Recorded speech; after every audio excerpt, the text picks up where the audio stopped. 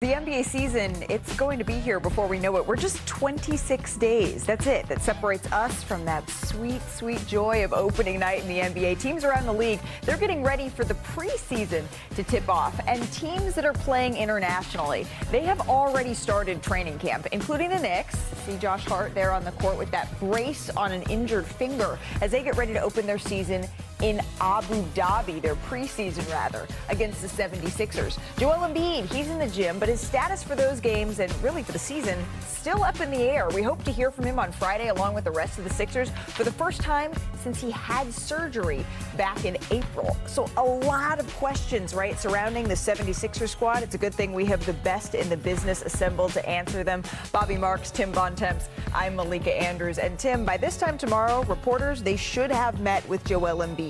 We thought we were going to hear an update 6 weeks after surgery. It has been about 6 months. We have heard nothing. What do you want to hear him answer tomorrow? I want to hear Joel Embiid tell us how he's feeling and what he expects to be able to do this season. That to me is not only the biggest question around the Philadelphia 76ers, it's arguably the biggest question in the entire Eastern Conference. As you talked about a lot yesterday, the East is wide open.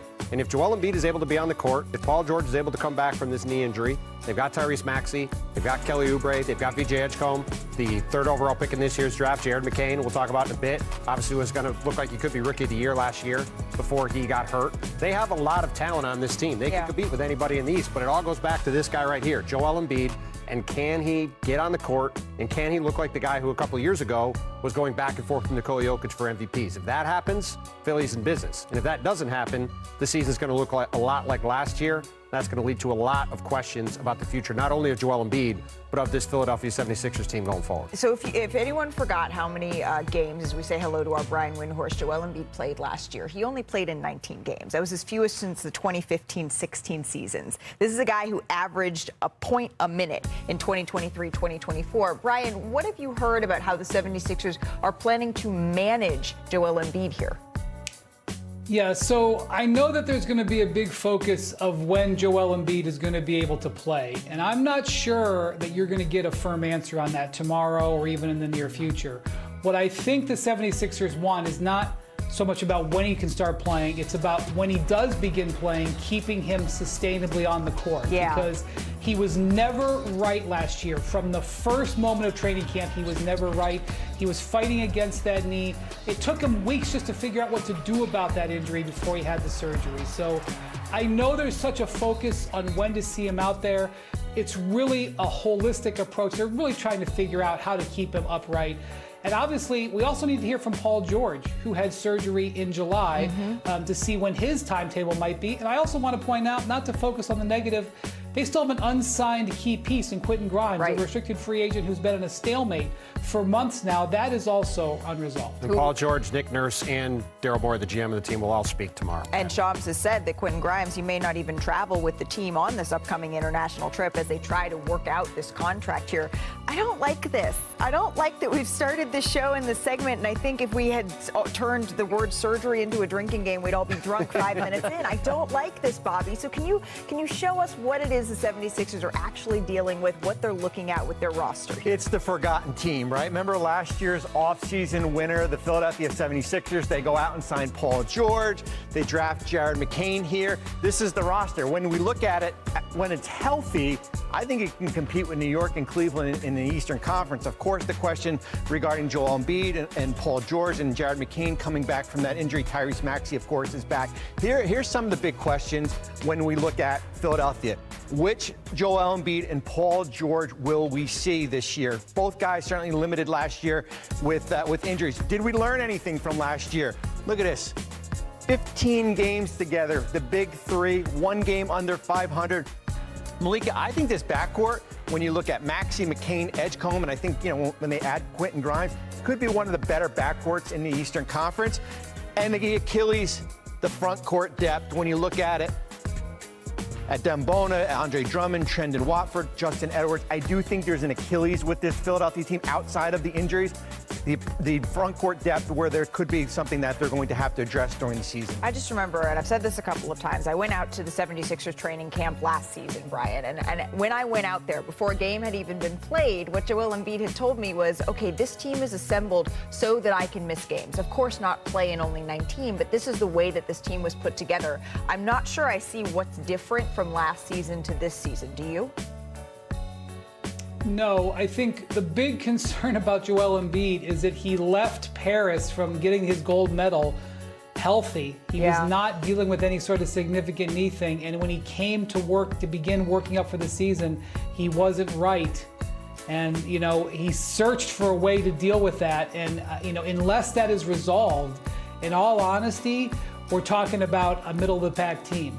When Joel Embiid is right, he is one of the biggest weapons offensively the league has ever seen. He elevates them, especially in a conference that is vulnerable. And so as Bontemps said, that health and where Joel Embiid is, not necessarily on August or on October 1st, but where he could be in the back half of the season is one of the most important things we can see in the NBA going into the year. Health is the number one question. You've got to have more than 15 games with your big three together on the floor. We're going to have more on training camps that are going on around the association right now a little later in the show. But let's get to the WNBA because we have a pair of game threes tomorrow night. Let's dive into the Aces and the Fever. It'll tip off Friday, 7:30 Eastern on ESPN2. Remember, Indiana took game one in this series after outscoring Las Vegas 50-38 in the paint. And then the Aces, they took game two after outscoring the Fever by 14 in the paint. And the matchup to watch, it's the Gamecock fight in the paint between Asia Wilson and Aaliyah Boston. Wilson has won 9 of the 12 head-to-head matchups between the two in the W, and she leads all players in scoring this postseason.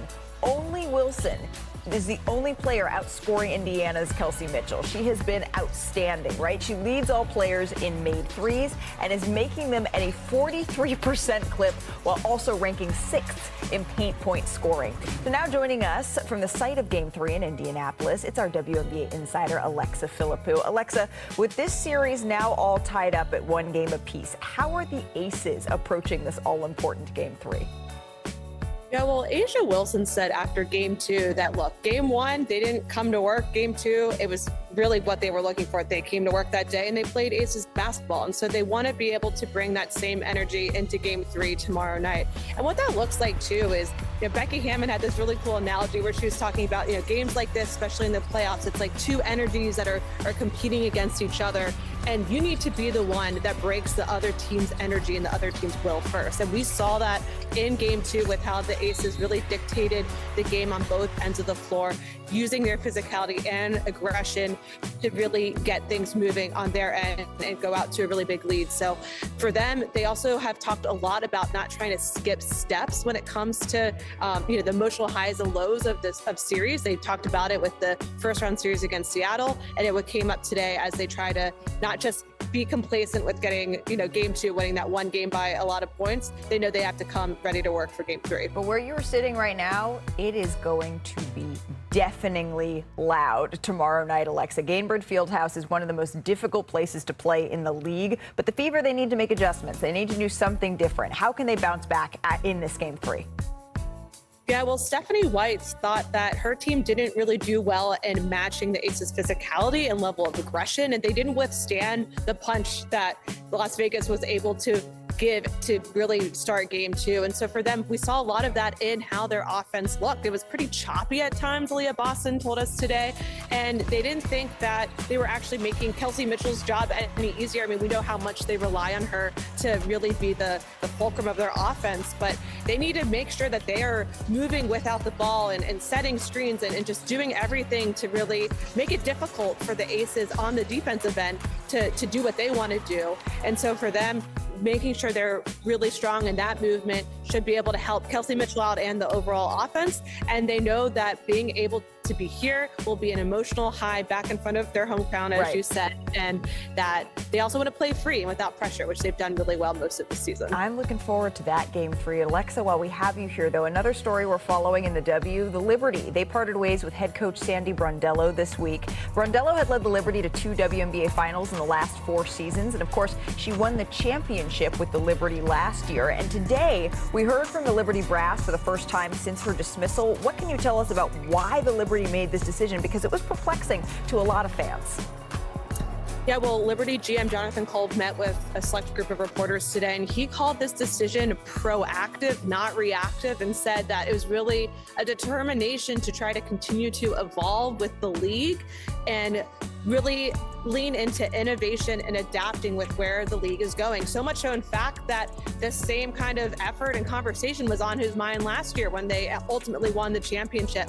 Some of the metrics that he brought up in this conversation when we're talking about innovating and evolving, and he said that, the Liberty's 3-point rate, their free throw rate, they actually plummeted relative to other teams in the league this year compared to, last year's where they were really strong in those categories. So they want to make sure that they are at the cutting edge of where this league is heading. And as part of that, we did ask him what the coaching candidate pool could look like. He said he's not going to try and limit the scope, doesn't have a timetable because they need to nail this. And I couldn't agree more. If you're going to get rid of Sandy Brondello, you need to have a pretty stellar hire that you're bringing in to replace. Yeah, I mean, I get innovation. There's a lot of buzzwords there. I'm very interested to see when you get down to the brass tacks, what is the decision that the Liberty make here? Because they have an incredibly high bar. Sandy Brondello, 2 of the last 4 finals, a championship, and now they're searching for a new head coach. It's going to be really interesting to see who they bring in to lead this veteran group. Alexa, thank you as always for the time. Still ahead, we got a packed show.